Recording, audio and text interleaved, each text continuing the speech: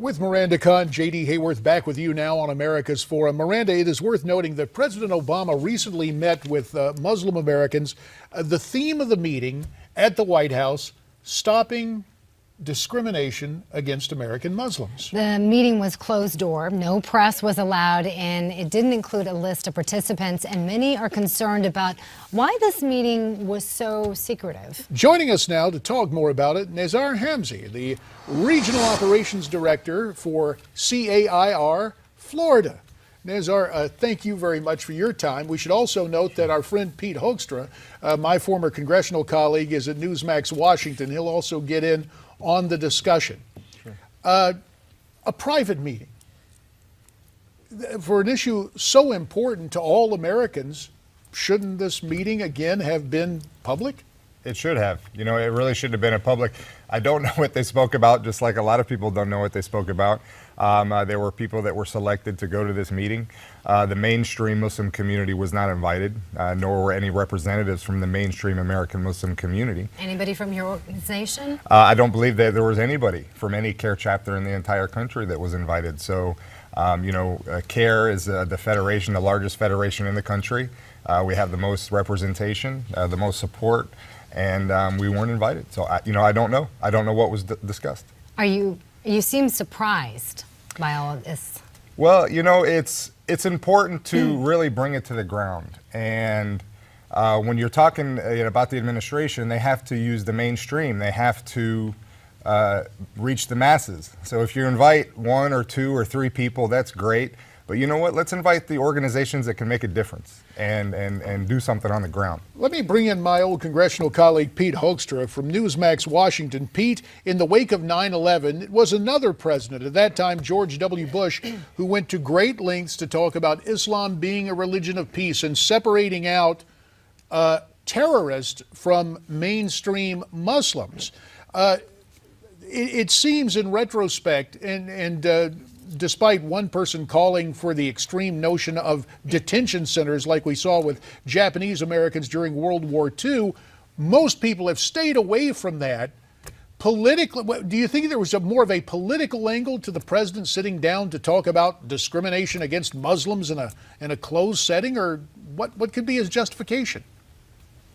Well, obviously, with none of us really knowing, no one knowing what went on in that meeting, it's hard to characterize that. I think, people who are not Muslims should be cautious about characterizing exactly what Islam is and is not.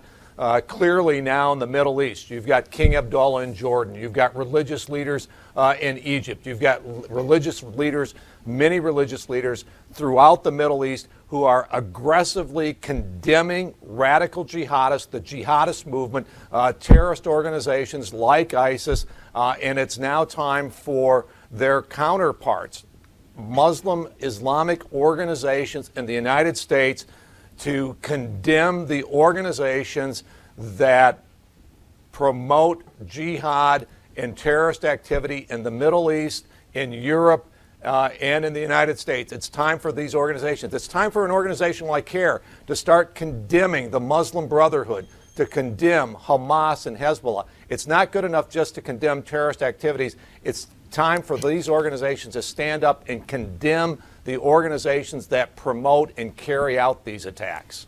Pete, obviously he's mentioning your organization that you're affiliated with, Nezar. Sure.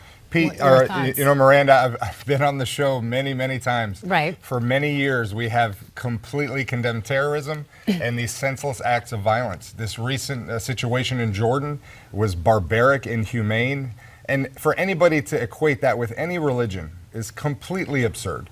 Now, we are having said that, though, we've talked about this time and time again on the show, that the president refuses to use the terminology, calling it Islamic terrorism.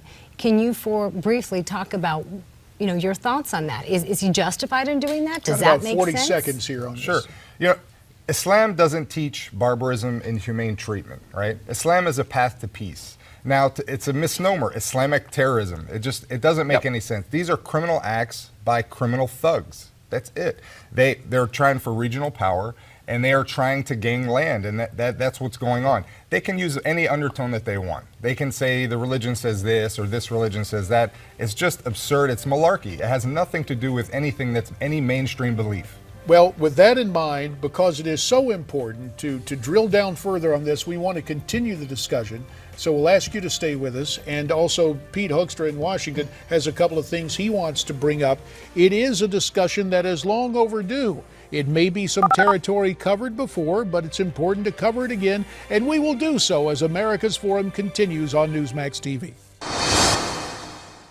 Will never dominate the United States, and by the grace of God, it will not dominate Texas.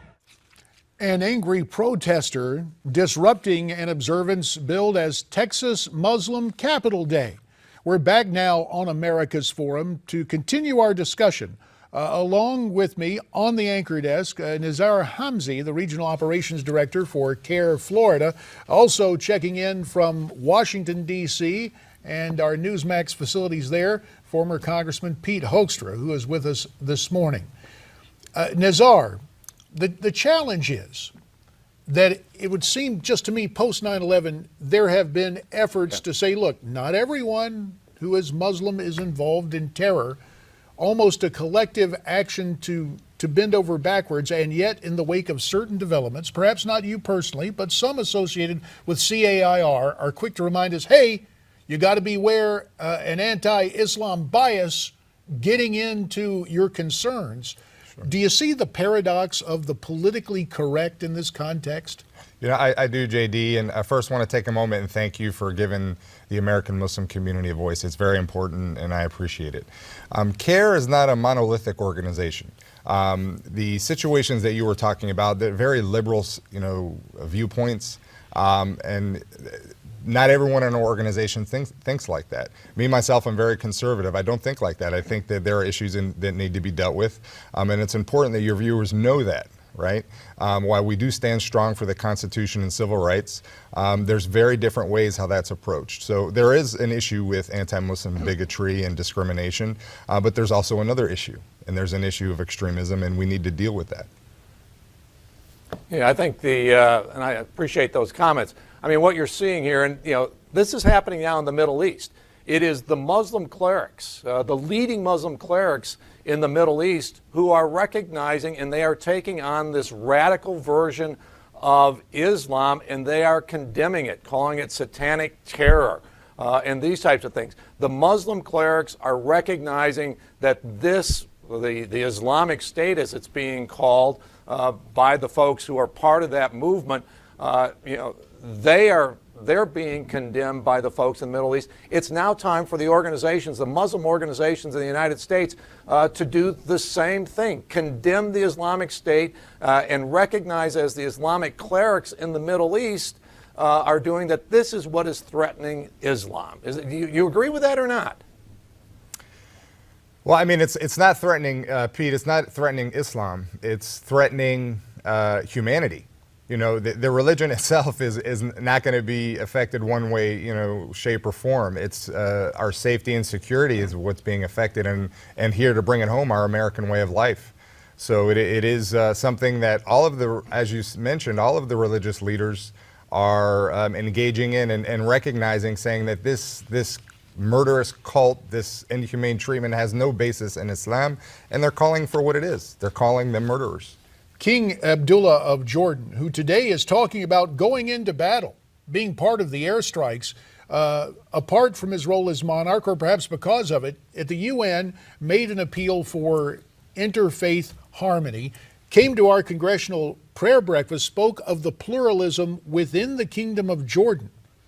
Now, I'm just interested, does this galvanize the international mainstream Islamic community, the horrible immolation of the Jordanian pilot? Will that bring about galvanization of resolve among most peace-loving Muslims? Well, I can tell you that I spoke to quite a few religious leaders in Florida, Islamic religious leaders in Florida, and when they saw that video, it was a real shock, and it was an eye-opener to them to let them see that these terrorists are targeting and killing Muslims just like they're targeting killing every other person on this planet.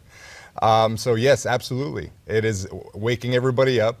And we are dealing with it. And we are not going to just sit back and be on defense anymore. We're taking an offensive approach. We're working with law enforcement. And, we're sick and tired of it, just like the American population is sick and tired of it. And I'm not saying that every Muslim is, extreme. However, there's an issue that needs to be dealt with, and we're dealing with it.